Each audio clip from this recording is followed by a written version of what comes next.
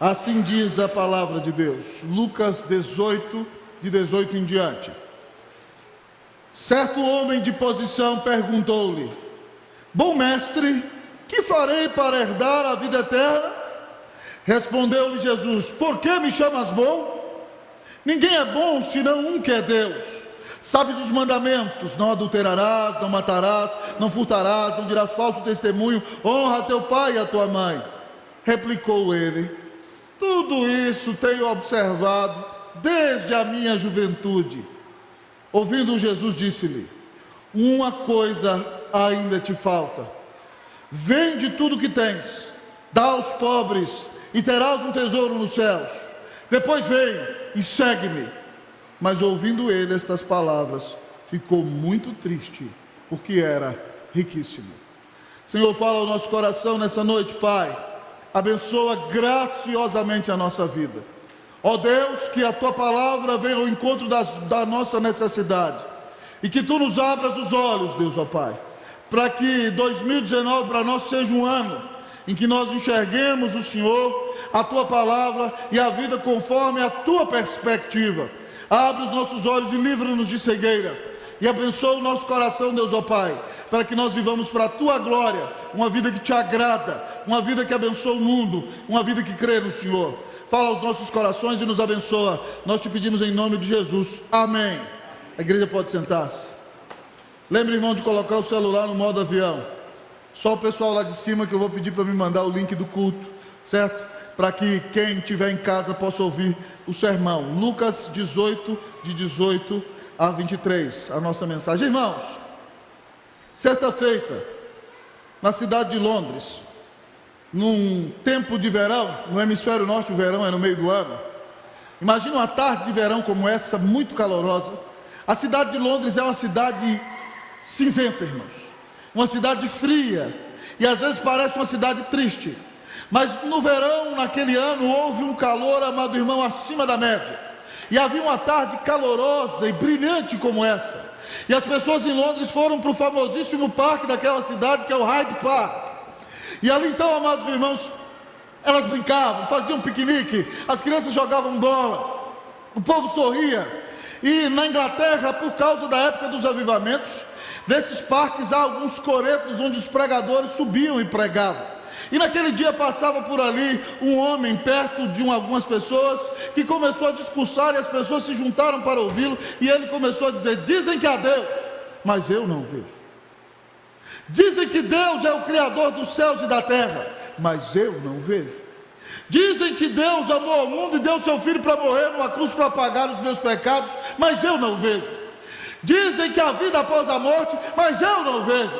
Dizem que Jesus Cristo voltará e reinará em glória, mas eu não vejo. E alguns do populacho que ali estavam aplaudindo e disseram: Ei! Enquanto ele fazia o seu discurso, passava ali batendo a sua bengala no chão um cego. E depois que ele terminou de falar, o cego falou: Por favor, me leve lá no coreto. E aí, tateando, o cego subiu no coreto e segurou firme no coreto e começou a dizer para a multidão: Dizem que o sol brilha glorioso nessa tarde londrina como nunca, mas eu não vejo. Dizem que os pastos do Hyde Park são verdes e brilhantes e belíssimos e revelam a glória do Deus eterno, mas eu não vejo. Dizem que as pessoas comem com alegria nos seus piqueniques, brincam de bola e sorriem, mas eu não vejo. Dizem que essa é a mais bela tarde de Londres em anos, mas eu não vejo. Como vocês podem perceber, eu não passo de um cego. Amados irmãos, o fato de que nós não vejamos algumas coisas não significa que elas não existem. Significa que nós padecemos de uma terrível cegueira. E eu quero dizer para você que a pior cegueira que um homem pode ter não é a cegueira física. A pior cegueira é a cegueira espiritual. E nesse capítulo, amados irmãos, em que Jesus cura um cego, nós encontramos um homem chamado de jovem rico, que padece dessa cegueira a qual eu me refiro a vocês. Preste atenção, ele era um homem muito respeitado. A Bíblia nos dá a ideia de que é um homem riquíssimo que não carece de nada. Além disso, amado amigo e irmão, é um homem que obedece à lei aparentemente diante dos olhos de todos. Se ele chegasse, amados irmãos, talvez em uma de nossas igrejas, nós diríamos: esse serve para presbítero, esse anda na linha, ou daria um excelente diácono. As mães olhariam para ele e falariam assim: esse poderia ser o genro dos meus sonhos, o marido da minha filha. Esse moço era de muito prestígio. E ele chega para Jesus e fala: bom mestre, que farei para herdar a vida eterna? Jesus diz a ele: por que você me chama bom? Não há ninguém bom além de Deus. Você sabe os mandamentos? E Jesus cita os mandamentos da segunda tábua da lei, que se refere ao nosso amor ao próximo. Ele omite só um mandamento, e no tempo oportuno eu vou falar com você sobre isso. Mas ele diz àquele homem: você sabe os mandamentos: não adulterarás, não matarás, não furtarás, não dirás falso testemunho, honra teu pai e tua mãe. E eu imagino que o sujeito encheu o peito, Daniel, ainda pegou no paletó assim, né? Não tinha paletó, deve ter pegado na túnica assim e falou assim: isso aí, tudo isso eu tenho observado desde a minha juventude. Jesus olhou bem para ele e falou: então tá bom, uma coisa só falta para você. Vai, vende tudo que você tem, dá aos pobres, e terás um tesouro no céu. Depois disso, venha e siga-me. Jesus, amados irmãos, vai na jugular, porque aquele homem se acha bom. E Jesus mostra para ele que pecado não é algo que se relaciona somente à minha conduta, mas também aos sentimentos do meu coração. E Jesus mostra para ele que ele quebra um dos mandamentos da segunda tábua da lei, que é: não cobiçarás. Ele ama tanto Deus dinheiro que ele é incapaz de fazer o bem aos pobres, ou incapaz de ofertar o seu dinheiro a Deus e dedicar-se à obra do Senhor. E a Bíblia diz, amados irmãos, que quem quebra um dos 10 mandamentos, quebra os outros 10. Então a disfarçatez, amado irmão, desse homem fica vista a olho nu diante dos seus olhos e diante de todos. E ele, em lugar de arrepender-se do seu pecado, ficou triste, diz o texto. E no texto de Marcos diz que ele triste saiu e triste para sempre ficou, porque achou que a sua riqueza deste mundo era mais importante que as riquezas eternas que o Senhor Jesus estava oferecendo a ele. O Senhor nos apresenta que esse homem é um cego que sofre da pior cegueira. A pior cegueira é a cegueira espiritual. E ao olhar para esse texto da palavra, amados irmãos, o Senhor nos ensina que a cegueira espiritual é uma cegueira teológica. A cegueira espiritual é uma cegueira teológica. Ele olha para Jesus e diz: bom mestre, que farei para herdar a vida eterna? Jesus diz a ele: por que você me chama bom? Bom é um só, Deus. Talvez você olhe comigo para esse texto e fale assim: pastor, o Senhor Jesus está sofrendo de uma crise de identidade aqui. Ele está achando que ele não é Deus? Nada disso, irmão. O que Jesus está fazendo é desmascarando aquele homem, porque ele acha que Jesus é meramente um mestre humano. Ele não reconhece que Jesus é Deus homem. Ele não reconhece que Jesus Cristo é o Filho de Deus. E se ele acha que Jesus então é somente um mestre humano, ele não deveria render essa pleitesia a Jesus. Ele diz a Jesus: bom mestre. E Jesus diz: por que você me chama bom? Bom é um só, e bom é Deus. De fato, Jesus é bom. O texto tem um tom de ironia. Se ele reconhecesse que Jesus é Deus, ele diria: ó bom e amado Senhor. Mas esse homem, amado irmão, sofre de uma cegueira teológica. O termo teós é a palavra Deus do grego. Uma cegueira teológica é a cegueira que não enxerga que Jesus Cristo, amado irmão, querida irmã, é o próprio Filho de Deus. É o próprio Deus feito homem, sem deixar de ser Deus. Se alguém não enxerga isso, amado irmão, é um cego espiritualmente. A cegueira espiritual é uma cegueira teológica. E essa cegueira é terrível, amado irmão, porque existem cegos físicos que, ainda que não sejam curados, mas se creem que Jesus Cristo é o Filho de Deus, eles terão um lugar garantido nos céus. Mas se um homem não crê que Jesus Cristo é o Filho de Deus, que veio ao mundo para pagar os nossos pecados, esse homem está perdido. ele está longe de Deus. Se um homem não crê que Jesus Cristo é o único mediador entre Deus e os homens, como ele mesmo disse: eu sou o caminho, a verdade e a vida, ninguém vem ao Pai senão por mim. Se alguém não crê nessa palavra, amado amigo e irmão, e nesse Senhor maravilhoso, essa pessoa está rumando para o inferno e passará toda a eternidade depois desta vida debaixo da ira de Deus. É cego espiritualmente. E nesse capítulo é interessante que nós encontramos um cego físico que não era cego espiritual. Depois que aconteceu esse texto aqui, amado irmão, Jesus está indo para Jerusalém e resolve passar em Jericó. E quando ele passa em Jericó, na entrada da cidade, tem um cego que fica ali pedindo esmola há muitos anos. Então ele não enxerga, mas ele consegue ouvir bem a rotina daquela estrada. E ele de repente então ouve uma multidão caminhando, uma marcha de uma multidão, e não passam muitas multidões ali. Então ele pergunta para os primeiros que estão chegando: o que está acontecendo aqui? Que barulho é esse? E aí então falam para ele: está passando aqui Jesus o Nazareno.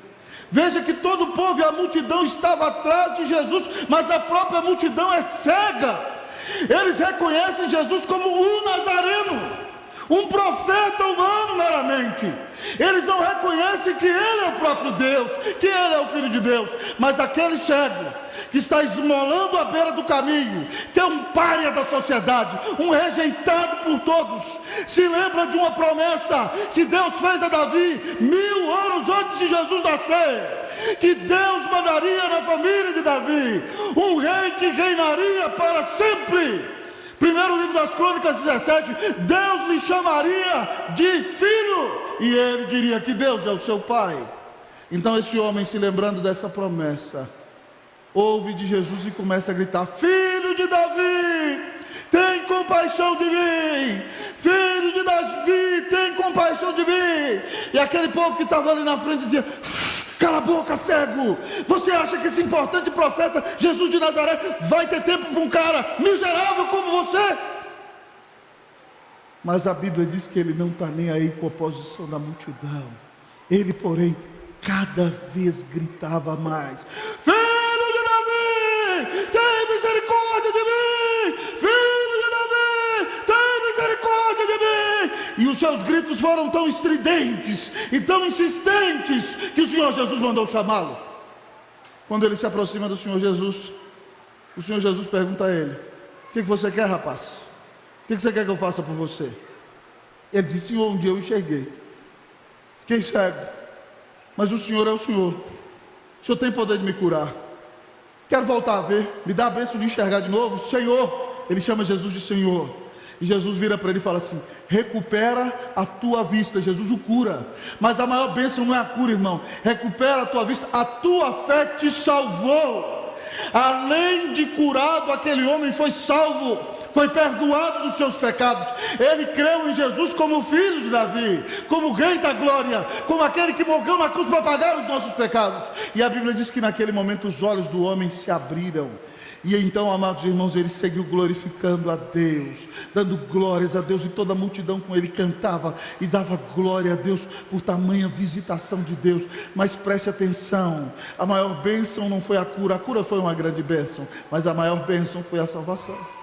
Há muita gente, amados irmãos, que foi curado por Jesus, que não foi salvo, porque não creu no Senhor Jesus. E nos dias de hoje, amados irmãos, muitas pessoas deste mundo procuram curandeiros, e Deus deixa, amados irmãos, o diabo às vezes, com o poder do engano, mostrar para essas pessoas uma aparente cura. Sabe por quê? Para que elas se afundem mais nos seus pecados, porque elas não buscam Jesus, elas estão buscando os seus presentes do diabo. E elas às vezes podem até ser curadas, amados irmãos, mas como não creem em Jesus, o destino eterno delas é a danação eterna, é perecerem longe de Deus. Quem não crê em Jesus é cego espiritualmente. Eu quero lhe perguntar: você é cego espiritualmente? Você está aqui na igreja há tantos anos, foi criado na igreja, mas você crê que Jesus Cristo é o Filho de Deus? Você crê em Jesus como seu Senhor e Salvador pessoal? Você já recebeu a Cristo em seu coração como seu Senhor e Salvador? Irmãos, eu já vi um homem permanecer na igreja 80 anos e não querer fazer a profissão de fé, porque frequentando a igreja 80 anos, não tinha certeza se Jesus Cristo era seu Senhor e Salvador pessoal. Que coisa terrível, uma pessoa frequentar a igreja 80 anos e depois ir para o inferno, porque não crê em Jesus. De outra feita, o intelectual de Santiago chegou para mim e disse o seguinte: pastor, eu não tenho problema com Deus não, mas eu tenho problema com Jesus. Eu virei para ele: então você tem problema com Deus, porque se você tem problema com Jesus, você tem problema com Deus, né? Ele disse: eu e o Pai somos um. Então, meu irmão, se você quer ser perdoado dos seus pecados, se você quer ter seus olhos abertos, se você quer de fato viver para a glória de Deus e ter a certeza de que tem um lugar garantido nos céus, creia que Jesus Cristo é o Filho de Deus, que nunca ninguém te amou como Ele, que deu a vida na cruz para pagar os teus pecados. Creia no Senhor e os seus olhos espiritualmente serão abertos, e você viverá para a glória e honra do nome de Jesus. A cegueira espiritual é uma cegueira teológica. Que Deus te cure, abra os seus olhos e que você creia em Jesus e deixe de ser cego espiritualmente e veja para a glória e honra do Senhor. Você é um cego ou você vê? A pior cegueira é a cegueira espiritual. A cegueira espiritual, além de ser uma cegueira teológica, diz o texto que é uma cegueira antropológica. A cegueira espiritual é uma cegueira antropológica. Vamos para o texto, irmãos. Eu lerei o versículo 18, vocês o 19, eu o 20, vocês o 21, responsivamente. Certo homem de posição perguntou-lhe: bom mestre, que farei para herdar a vida eterna? Vocês o 19.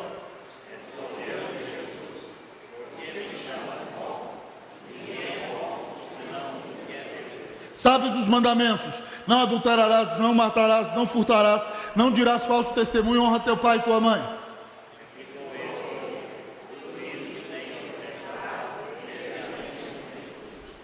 Segundo aspecto da cegueira espiritual é uma cegueira antropológica. Lembre-se que antropos no grego é homem. Então é uma cegueira com respeito a si mesmo e com respeito à posição do homem. Como esse homem é cego espiritualmente? Primeira coisa, ele diz aqui: bom mestre, que farei para herdar a vida eterna? Não existe nada que eu possa fazer, ou que você possa fazer, que te dê a bênção de herdar a vida eterna. Nós ofendemos, amados irmãos, a um Deus infinito, e a nossa ofensa é de um tamanho infinito, e nós somos finitos e pecadores, e nós não conseguimos pagar a dívida que temos com Deus. Então esse homem tem um sério problema de visão antropológica e de sua própria vida. Ele acha que ele pode fazer alguma coisa que lhe dê o direito de herdar a vida eterna. Ele diz: que farei para herdar a vida eterna? Ele não pode fazer nada, irmão, para herdar a vida eterna. Ele só herdaria a vida eterna se ele obedecesse completamente, mas ele não tem esse poder. Ele nasceu pecador. Então, amado amigo e irmão, ele não tem capacidade para ter vida eterna, ele merece a ira de Deus. Mas como é cego espiritualmente, ele acha que pode ganhar a vida eterna por si mesmo. Então, com isso nós percebemos que a cegueira espiritual é uma cegueira antropológica. É o homem achando que por si mesmo ele pode agradar a Deus. Quando Deus diz que as nossas melhores obras para Ele são como trapos de imundícia. Trapos de imundícia eram os panos com os quais as mulheres se limpavam de sua regra menstrual na época do Antigo Testamento. Deus diz que o melhor que você faz por si mesmo, para Ele é como trapos de imundícia, como esses panos de sujeira repugnante na presença dEle. É isso que Deus diz. É por isso que nós não nos salvamos pelas nossas próprias obras. É preciso alguém do tamanho de Deus para nos salvar. É preciso alguém de um tamanho eterno para conseguir cumprir aquilo que nós não conseguimos cumprir, para receber a ira que nós não conseguiríamos receber, para pagar a dívida que nós não conseguiríamos pagar. É só alguém do tamanho de Deus, mas tem que ser homem, porque fomos nós que pecamos, e por isso Cristo é Deus e homem ao mesmo tempo. para que nós tenhamos os olhos abertos de nossa cegueira antropológica.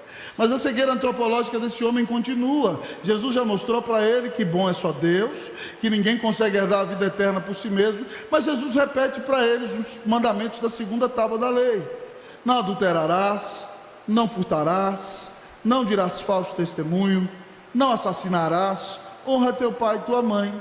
Jesus deu uma chance para ele, irmão. Ele devia ter olhado para aquilo ali e falado assim: peraí, né? Alguma vez na vida eu pisei na bola em alguma coisa. Mas ele não, ele segurou na toga dele e encheu o peito. Isso daí?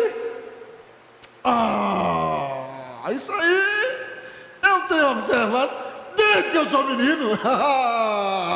Agora eu ganhei a vida eterna. Se for por isso aí, eu já tenho direito. Eu sou o cara mais legal que é. Eu sou o cara nota 10. Eu tenho direito de entrar no céu. Eu consigo obedecer isso tudo.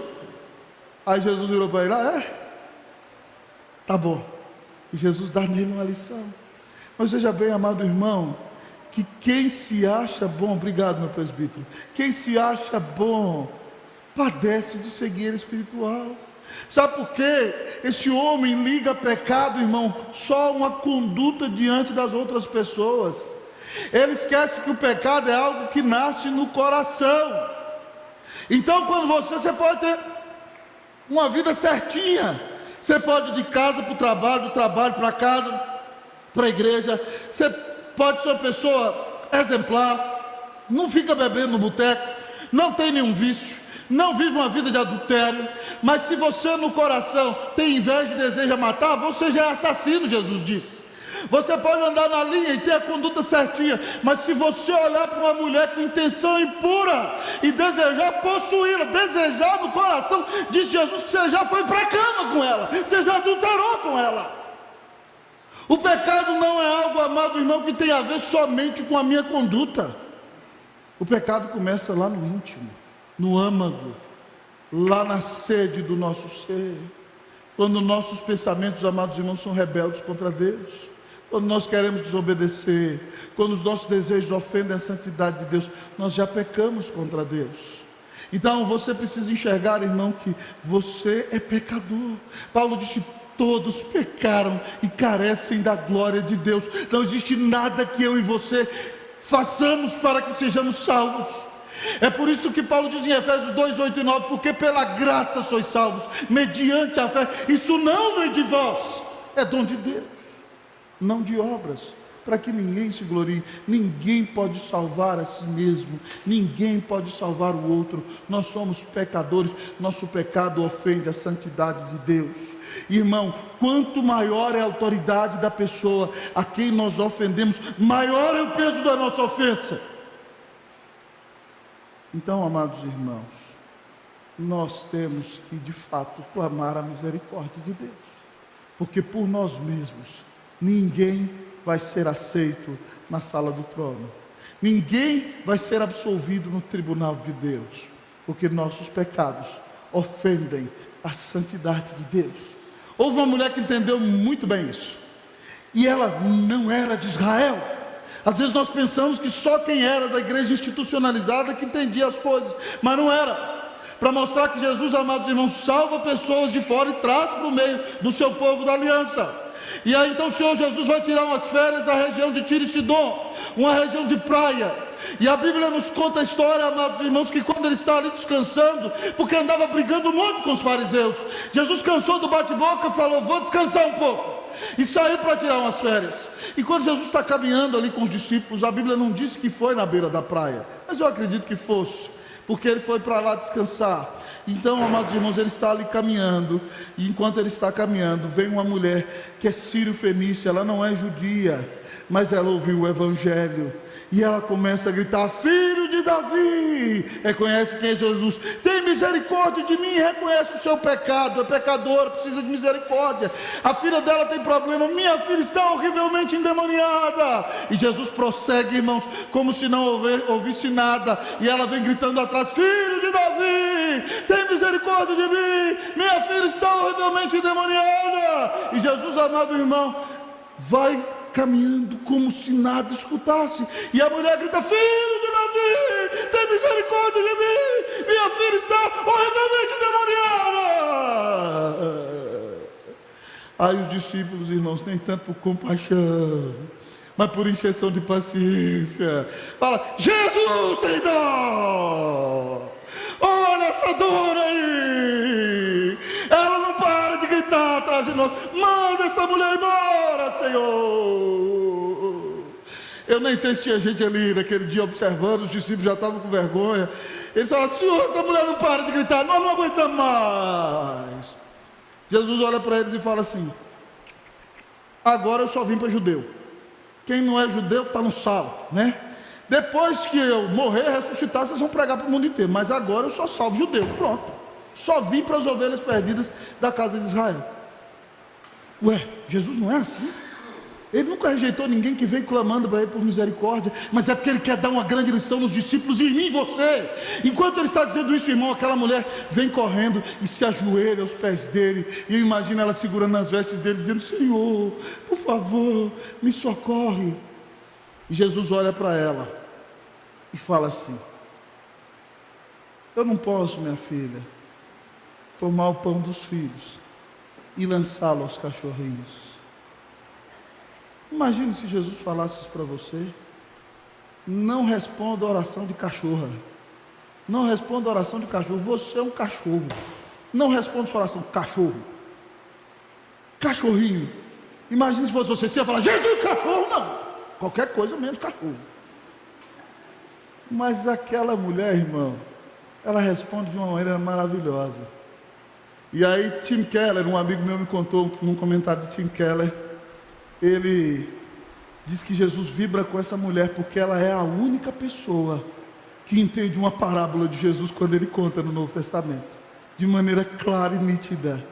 Ela vira e fala assim: é verdade, Senhor, mas os cachorrinhos comem das migalhas que caem da mesa dos seus donos. Ela disse: Senhor, ela está ajoelhada, está humilhada, reconhecendo que é pecadora, e falou: Senhor, o Senhor disse que eu sou cachorrinha, e eu sou mesmo, Senhor, mas até a cachorrinha é abençoada quando Deus abençoa o povo dele, e eu sou cachorrinha, e eu preciso das migalhas da tua bênção, ó Senhor Jesus.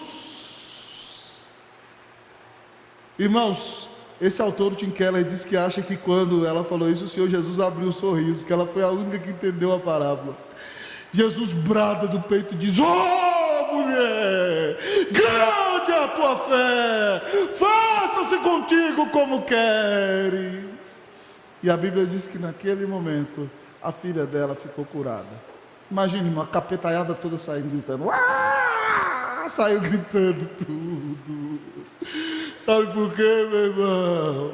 Porque quem se enxerga a si mesmo, se humilha diante do Senhor Jesus, sabe que não é digno de nada, sabe que pode ser considerado até como um cachorro, mas que Jesus nos ama e tem misericórdia de nós. E porque Ele veio a esse mundo e deu a vida na cruz para nos salvar, nós temos que nos humilhar diante dEle, confessarmos os nossos pecados, clamar o seu perdão e a sua graça, e receber a sua bênção e a sua salvação. Que Deus abra os seus olhos, que você pare de achar que você é bom, que você pare de ficar se comparando com os demais. Não, aquele ali é mentiroso, eu não minto. Aquele ali trai a mulher, eu não traio. Aquele ali é estelionatário, eu pago os impostos. Pare com isso. A base de comparação não é o outro, a base de comparação é Jesus. E diante dele nós estamos perdidos, porque todos somos pecadores. Pare de se achar bonzinho, pare de se achar bonitão, e vá se humilhando diante do Senhor e peça perdão dos seus pecados. Só enxergue espiritualmente aquele que reconhece que é pecador e que não pode agradar a Deus por si mesmo. A cegueira espiritual é uma cegueira antropológica. Que o Senhor abra os seus olhos em nome de Jesus, e que você veja o quanto você carece do Senhor Jesus. Ao olhar para esse texto, você padece de cegueira espiritual?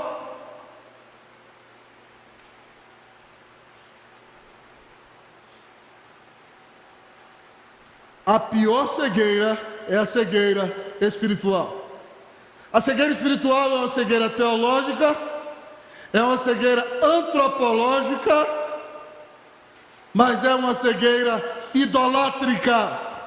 A cegueira espiritual é uma cegueira idolátrica. Olhemos para o texto, versículo 22 e 23. Eu vou ler o 22, vocês o 23. Ouvindo Jesus, disse-lhe: uma coisa ainda te falta. Vende tudo o que tens, dá aos pobres, e terás um tesouro nos céus. Depois vem e segue-me. Vocês o 23.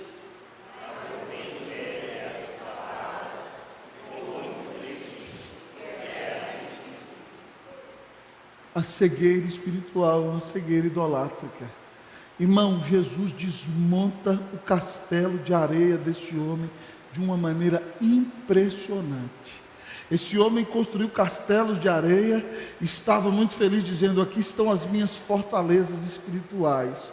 Jesus disse a ele o seguinte: vai, vende tudo que você tem, dá aos pobres, e você vai ter um tesouro nos céus, você vai ter recompensa. Larga tudo e me segue. Irmão, o que significa isso? Para ser cristão você só tem que ser pobre? Ninguém pode ser rico e ser cristão? Não tem nada disso, irmão. O que a Bíblia condena, amado irmão, é que nós tenhamos o coração nas riquezas. A riqueza não pode ser o seu senhor, mas se as riquezas servirem a você, servirem a sua família, servirem a igreja e servirem a vontade de Deus, elas podem ser uma bênção para esse mundo. Agora, se o seu dinheiro é o seu senhor, você está perdido, porque ele ocupa o lugar de Deus na sua vida, ele é um ídolo. E o problema é que na vida desse moço está claro que o Deus dele não é Yahvé, o Deus dele é Mamon, o Deus dele é o seu dinheiro. Quando Jesus, amado irmão, coloca o dinheiro dele no mesmo nível de comparação que o Senhor Jesus, ele escolhe o dinheiro e rejeita Jesus. Uma tremenda loucura, porque dentro de poucos anos ele morrerá, e de nada servirá a fortuna que ele tem, nada disso que lhe levará para a sepultura. Não adianta o homem ser rico nesse mundo e não ter Cristo no coração, porque ele viverá uma vida de pobreza na eternidade. Esse homem não entendeu, amado irmão. A Bíblia diz que em Marcos, que Jesus, fitando os olhos nele, Jesus o amou, Jesus teve compaixão dele. Era um moço que provavelmente tinha uma busca sincera, ele queria mesmo a vida eterna, mas quando ele foi confrontado com o amor ao dinheiro, ele amou mais o dinheiro do que a vida eterna, e saiu triste, e viveu triste, e ficou triste a vida inteira, porque quando você coloca dinheiro, riquezas, bens, pessoas, ou qualquer coisa no lugar de Deus, a sua vida será uma vida de depressão, uma vida de angústia, uma vida de aperto no peito, uma vida de tristeza, porque você foi criado para adorar a Deus, e você só pode ser feliz quando o maior amor da sua vida for Jesus, e quando você viver para a glória de Deus. Esse homem tem ídolos que ocupam o lugar de Deus. Você tem algum ídolo na sua vida que ocupa o lugar de Deus? O seu dinheiro ocupa o lugar de Deus? Alguma pessoa na sua vida ocupa o lugar de Deus? Ou você mesmo ocupa o lugar de Deus na sua vida? Meu irmão, nós precisamos nos arrepender dessa idolatria. Toda vez que alguma coisa é o primeiro amor da minha vida antes que Deus, isso é um ídolo, amado irmão. E se eu tenho ídolos no coração, eu não tenho Jesus no coração. Então que Deus tenha misericórdia de nós. Se você tem algum ídolo no coração, meu irmão, se arrependa hoje em nome de Jesus. Não adianta você condenar, amado irmão, que se ajoelhe diante de uma imagem, algo que a Bíblia condena, amado irmão. A Bíblia condena isso. Mas se você não se ajoelha diante de uma imagem, mas tem imagens levantadas no seu coração e se ajoelha diante delas todos os dias, se o seu sucesso é o seu Deus, você está idolatrando. E você sabe que o seu sucesso é o seu Deus. Quando você fracassa, você quer acabar com a sua própria vida. Então isso é um ídolo. Se o prazer é o seu Deus, você vai viver uma vida devassa de pecado, porque você não se satisfaz em Deus. Se a sua própria glória é o seu Deus, enquanto as pessoas te exaltarem, você vai viver feliz, mas no dia em que o seu sucesso acabar, você vai se deprimir. Irmão, nós não podemos ser de fato felizes se Jesus não é o maior amor do nosso coração. Porque qualquer coisa que ocupar o lugar do nosso coração vai ser algo muito tirano, que não vai preencher o vazio da nossa alma. Porque, como disse bem Blaise Pascal, no nosso coração há um vazio do tamanho de Deus, e só Deus pode preencher esse vazio. No capítulo seguinte, nesse contexto, é muito interessante. Jesus está indo a Jerusalém, depois de curar o cego, ele entra em Jericó. E lá em Jericó, amados irmãos, há um baixinho chamado Zaqueu. Ele trabalha para o Império Romano, ele é publicano. E publicanos ganham dos romanos o privilégio de cobrar impostos e tem que pagar uma taxa X. E o que eles cobrarem além disso é dinheiro deles. Então eles usam de extorsão com o povo para se enriquecer. Pois bem, aquele baixinho não é um publicano qualquer. Jericó é uma das cidades mais antigas do mundo e diz o texto que ele é o maioral dos publicanos. Aquele baixinho é o chefe da máfia dos anões do orçamento de Jericó. Ele é o maior estelionatário da cidade. E aquele baixinho fica sabendo que Jesus vai passar ali.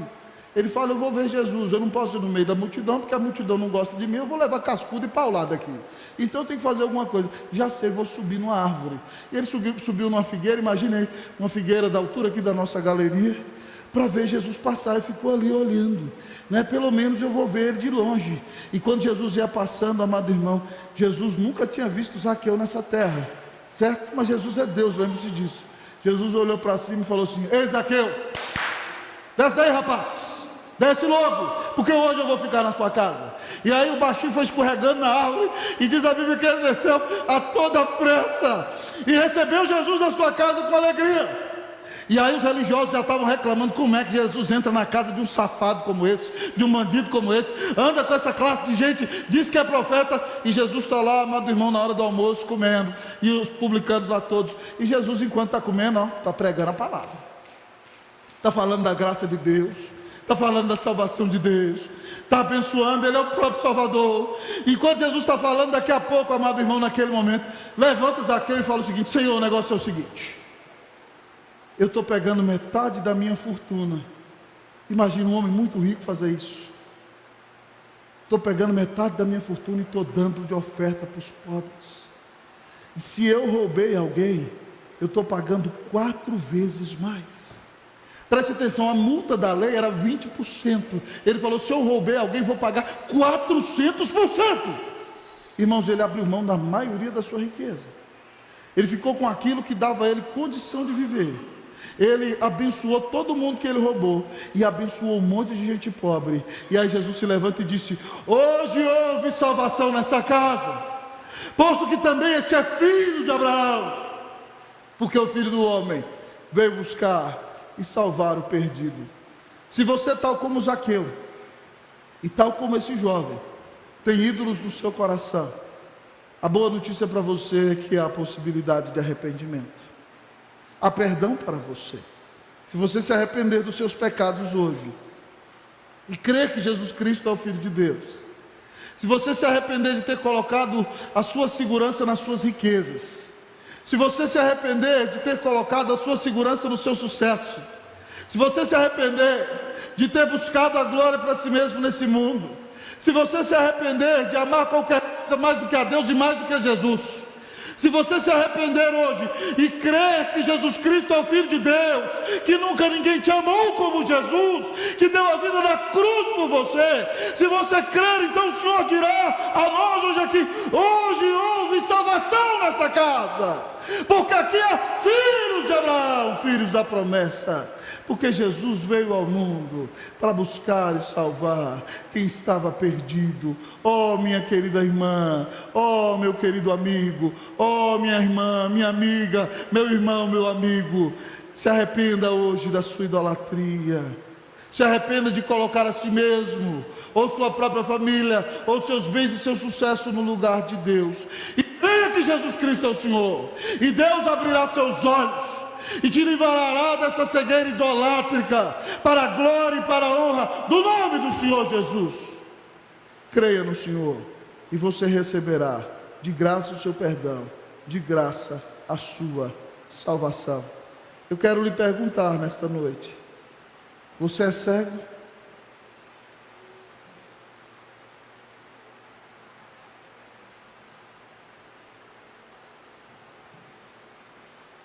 Que o Senhor abra os seus olhos, em nome de Jesus. Reconheça que Jesus é Deus, reconheça que você é pecador, e creia nele como seu Senhor e Salvador. E Deus baterá o martelo no seu tribunal e dirá: eu te declaro justo pela fé no meu Filho Jesus Cristo. Deus será reconciliado com você, se tornará o seu amigo. Mais do que isso, adotará você de papel passado e dirá: agora você é meu filho, vai morar na minha casa, vai habitar na minha presença, vai ser o deleite da minha alma, vai ter comunhão comigo, hoje e eternamente. Amém. Que o Senhor abra os seus olhos, em nome de Jesus. Amém.